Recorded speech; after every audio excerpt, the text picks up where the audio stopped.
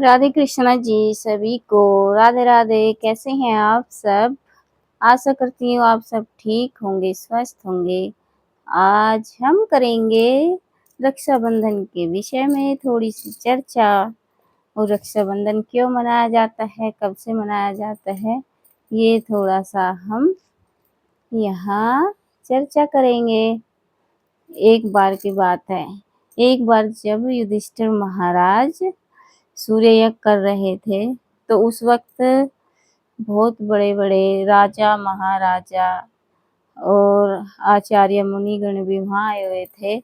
और उनकी राज से सूर्य यज्ञ जो उन्होंने राज सूर्य यज्ञ किया था, उसमें श्री कृष्ण भगवान को भी बुलाया था।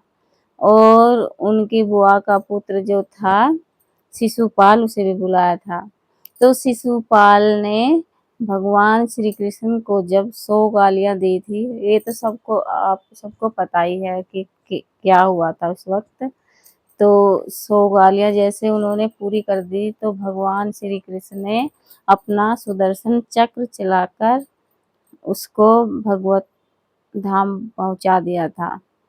तो उस समय उनके जो उन्होंने सुदर्शन चक्र छोड़ा था, तो उसकी वजह से उनके उंगली में थोड़ा सा कट आ गया था, जिससे रक्त बह रहा था।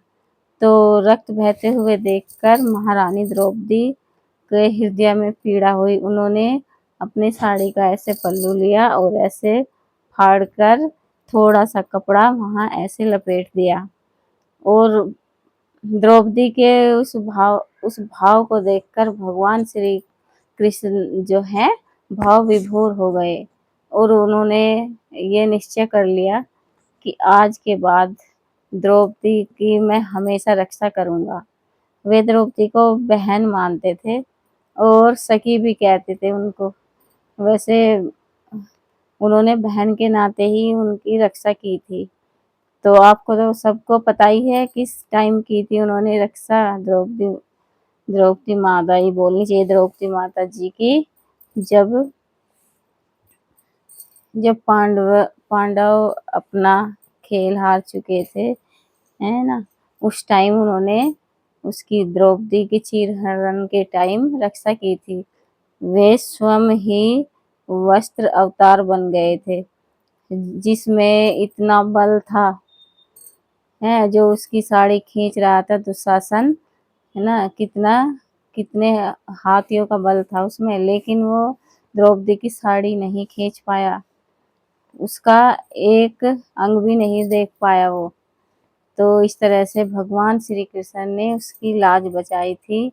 और उस तब से ये बंधन बंध गया था उनका कि इस उन्होंने ये पवित्र जो उन्होंने कपड़ा लपेटा था कि ये पवित्र बंधन है, हमारा पवित्र धागा है, ये मानकर उन्होंने उनकी रक्षा का मन में अपने विचार कर लिया था। और द्रौपदी को जब भी जरूरत पड़ी तभी उनकी रक्षा के लिए वे सदा ही ए, एकदम आकर के उनकी रक्षा किया करते थे। वे सदैव उनकी रक्षा के तत्पर रहा करते थे।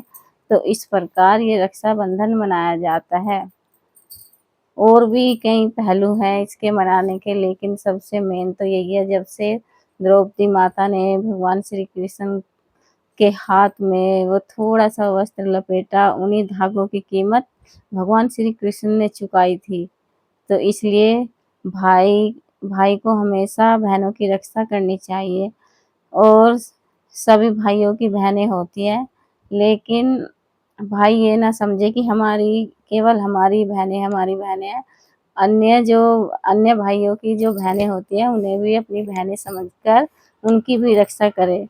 अगर कोई बहन विपत्ति में फंसी हुई है, तो उनकी रक्षा करनी चाहिए। और बहनों को भी चाहिए कि सभी को अपने भाई समझे। भाई अपने पति को छोड़कर इन्हें सभी तो भाई हैं, तो उन सबको भाई समझे और भाई के नाते उनकी रक्षा करे। ऐसा ना हो, बहनें भी आजकल ये जो क्या-क्या कर रही हैं भइयों के साथ, भाई कोई ऐसा ना करे, सिर्फ अपने भाई समझे और अपने भाइयों की तरह रक्षा करे सभी की। तो इससे हमारे जो ये कलयुग में भी सतयुग कलयुग कलयुग युग में भी सतयुग का जो है यहाँ विचार पैदा हो जाएंगे और इससे हमारी माताएं बहनें सब सुरक्षित रहेंगी। अगर सबके मन में ये विचार आ जाए कि सभी हमारी बहनें हैं, चलो जिससे शादी होगी वो तो है ही है, वो तो पत्नी है ही है, उसके अलावा तो सभी बहनें हैं, माता बहनें समझे सभी को। तो इस प्रकार हमारा देश तरक्की करेगा और सभी माता बहनें सुरक्षित रहेंगी। सभी को रक्षाबंधन की बहुत बहुत बधाई। राधे राधे। जय हो।